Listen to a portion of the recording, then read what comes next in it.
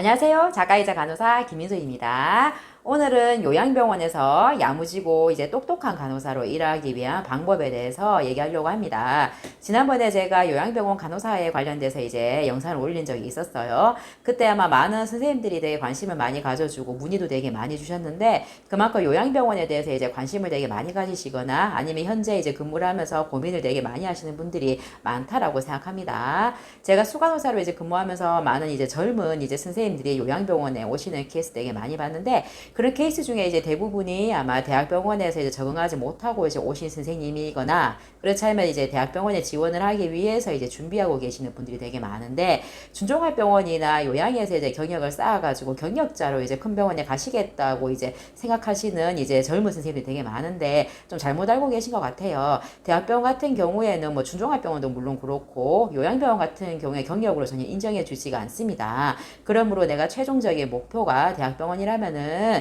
되게 시간을 이제 허투루 쓰실 생각하지 마시고, 대학병원에 이제 TO가 나는 대로 이제 바로 지원을 하셔가지고 가시는 게 되게 현명하죠. 지원을 한다고 해서 뭐 다 합격을 한다라는 보장은 없으니, 처음에 이제 입사를 이제 할 때부터 이제 체계가 잘 잡혀 있고 빡센 요양병원에서 근무하시는 게 본인한테도 되게 배울 게 되게 많아서 도움이 될 거라 생각하고요. 저는 현재 지금 준종합병원에 이제 계약직으로 이제 근무를 하고 있는 중인데, 요양병원에 이제 근무했다 그러면 되게 일을 잘 못하는 간호사라고 되게 인식을 가지고 이제 바라보는 경우도 많고, 때로는 어떤 준종합 같은 경우에는 요양에서의 경력은 아예 인정해주지 않는 곳도 되게 많아요. 체계가 좀 잡혀 있고 빡센 요양 같은 경우에는 일반 준종합병원보다는 케이스가 되게 훨씬 더 많고 이제 일을 잘하는 간호사들도 이제 훨씬 더 많거든요. 대학병원에 가려고 하는데 잠깐 스테이할 곳을 찾는다면은 빡센 요양병원에 가시는 게 본인의 실력을 좀 더 키울 수 있지 않나라고 저는 생각이 듭니다.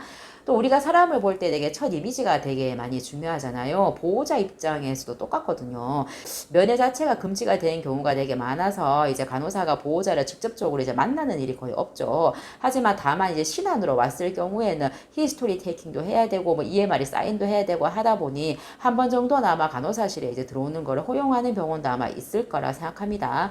그때 풍겨지는 스테이션의 이제 느낌이라든지 그때 부닥치는 이제 간호사의 태도, 말투, 뭐 지적인 부분, 그런 것들을 굉장히 이제 크게 첫 이미지로 각인이 이제 쐐게 박히는 거죠. 일반 급성기 병원에 비해 가지고 요양병원이라는 곳은 환자들이 되게 한번 들어오시게 되면 몇 달이건 몇 년이건 장기전으로 가시는 분이 많고, 그렇다 보니까 환자라든지 보호자와 커뮤니케이션이 굉장히 많이 중요한 거고, 첫 대면부터 내가 진짜 잘 모르고 무식하고 되게 버벅거리는 간호사로 이미지가 잘못 박히게 되면 이제 앞으로 이제 그런 환자와 보호자와 이제 응대를 할 때 되게 많이 힘든 부분이 있습니다. 요양 정도로만 이제 가게 되면은 이제 선생님들이 너무 이제 자기 관리를 안 하시는 분들이 되게 많거든요. 생얼로 출근하는 분은 되게 많고, 이제 머리 같은 경우도 되게 치렁치렁 묶지도 않는 분도 많고, 네일 케어를 하는 분도 되게 많이 있으시거든요. 그리고 귀걸이 같은 경우에도 유니폼이랑 되게 안 맞게 덜렁덜렁거리는 거 이제 하시는 분도 있고, 왜 크록스 왜 질질 끌고 다니는 선생님들 되게 많죠. 이제 크록스라는 것이 되게 편하니까 신어도 되는 거 아니야? 라고 생각하면 되게 많은데, 입장을 바꿔서 생각해보면은 보호자나 이제 환자 입장에서 봤을 때는 그 슬리퍼를 그냥 편하게 끌고 다니는 걸로밖에 보이지 않는다고 저는 생각이 들어요.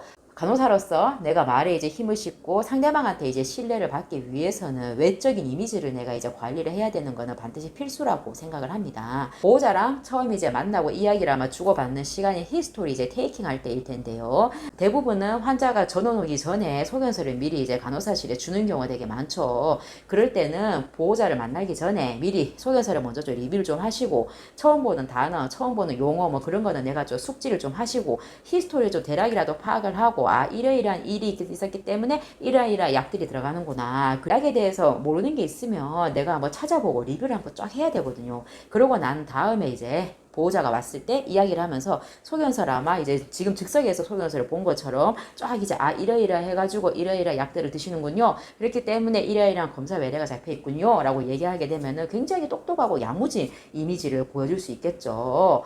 보호자 입장에서는 소견서도 제대로 읽지 못하고 되게 버벅거리고 그러면은 역으로 보호자한테 테스트를 당하게 되는 낭패 상황이 펼쳐질 수도 있고, 그리고 보호자 입장에서 봤을 때는 야 진짜 무식해가지고 우리 아빠를 우리 엄마를 맡기겠나, 잘못된 선입견을 가지게 될 수가 있어요. 근데 저도 수간호사로 일할 때 어떤 선생님이 유달리로 이제 히스토리 하는 거를 너무 못하는 거예요. 본인이 못하고 본인이 자신감이 없으면 미리 공부라도 하지 그것도 안 해요. 그리고 무슨 자신감으로 보호자 앞에서 소견서를 쫙 펼쳐드리고 드는데 본인이 모르기 때문에 앞에서 민망하고 이제 부끄러움을 당하는 경우가 되게 많은 거죠. 그래서 이제 많은 보호자분들이 요양병원에 근무하는 간호사들이 되게 잘 모른다, 되게 무시하고 깔고 이제 보게 되는 그런 이제 부작용을 초래하는 거죠. 너무 안타까워요. 유유간호사라고 왜 이제 간호사 면허증을 따고 이제 집에서 아이 키우면서 살림 키우면서 15년이든 뭐 10년이든 간에 집에서 쉬었다가 이제 아예 일을 하지 않고 있으시다가 이제 처음으로 이제 직장이라고 취직을 하시는 곳이 대부분 요양병원일 겁니다.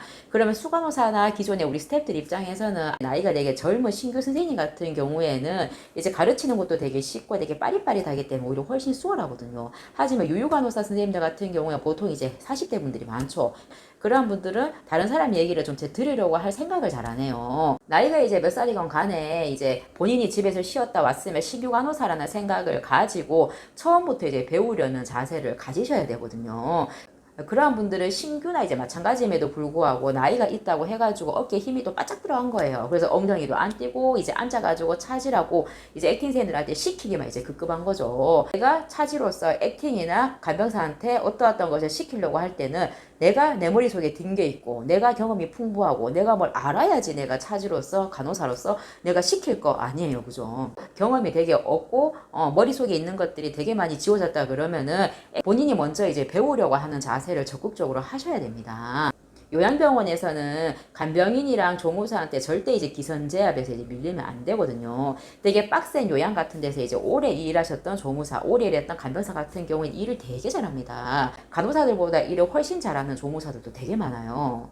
기선제압에서 밀리지 않으려면은 내가 갖고 있는 지식과 내가 가진 경험에 대해서 내가 자신감이 있어야 되고 내가 잘 모르겠으면 계속 무조건 이제 배워가지고 계속 겹겹이 경험을 축적을 시켜야지 내가 내 말에 이제 힘이 실리게 되는 거거든요. 간병인이 이제 와가지고 이제 포타기를 저한테 딱 주는 거예요. 그분이 설사를 해가지고 저희가 포타기를 처방받아 줬더니만은 포타기를 하나 효과 없으니 로포민을 이제 달라고 하는 거죠. 그러한 상황에서 군소리 안 하고 마냥 아 그렇군요 하면서 로포민을 주는 순간 게임 끝난 거예요. 좋은 게 절대 아니거든요. 그렇게 한번 이제 굽혀버리는 순간 난 이제 그 간병사의 소나기에서 앞으로 이제 놀아나게 된다라고 생각을 하셔도 돼요. 그 사람이 어느 정도 이제 일을 잘하는지 간을 보는 경우도 되게 많거든요. 그래서 이제 사람을 가려서 앞으로 이제 본인이 행동을 하는 거죠. 아까 같은 그런 상황에서는 그거는 간병인이 나한테 이래라 저래라 할 수 있는 문제가 전혀 아니에요. 제가 주는 포탁을 그냥 이거 먹고 그냥 지켜보세요. 들어가세요. 라고 이제 짧고 이제 간결하게 세게 얘기를 해버리셔야 되거든요. 대학병원이라 그러면은 사실 병원이라는 타이틀이 사실 있잖아요.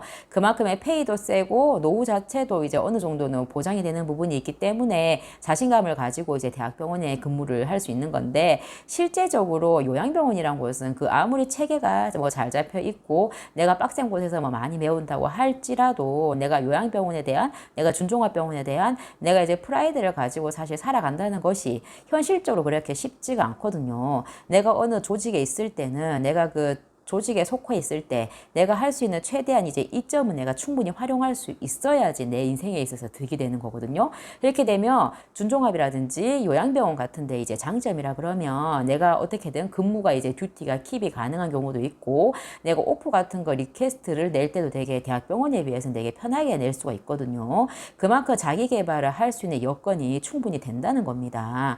공부라는 것은 내가 마음만 먹게 되면 할 것들이 엄청나게 많거든요. 사람은 되게 살아가면서 본인의 뇌의 5%도 다 쓰지도 못하고 이제 죽는다고 하거든요. 되게 안타까운 거죠. 그죠? 병원에 일하는 간호사로서만 내가 이제 삶을 살아간다면은 되게 이제 내가 삶을 살아가는 데 있어가지고 무기가 하나밖에 없겠구나라는 생각이 들었거든요. 만약이라도 어떤 일이 생겼을 때 내가 병원에 일을 하지 못하더라도 다른 어떠한 걸 할 수 있는 무기를 내가 갖고 있다면은 삶을 살아가는데 굉장히 많이 이점들이 크겠죠. 시간을 그나마 유도리 있게 쓸 수 있는 부분이 있기 때문에 그러한 시간을 내가 자기 개발하는데 내가 삶을 살아가는데 다른 무기를 가는 데 있어가지고 내가 적극적으로 시간을 써야 되거든요. 그러한 시간을 아무 의미 없이 쓸데없이 그냥 허투루 시간을 쓰게 된다면은 나는 노후가 되었을 때 그냥 준종합병원, 그냥 요양병원에서 이제 근무했던 그냥 그런 간호사로 늙을 수밖에 없는 거거든요. 제 영상을 보시는 분들은 요양병원에 대해서 관심이 되게 많은 선생님들이 이제 많이 보시고 있을 거라고 생각이 들거든요.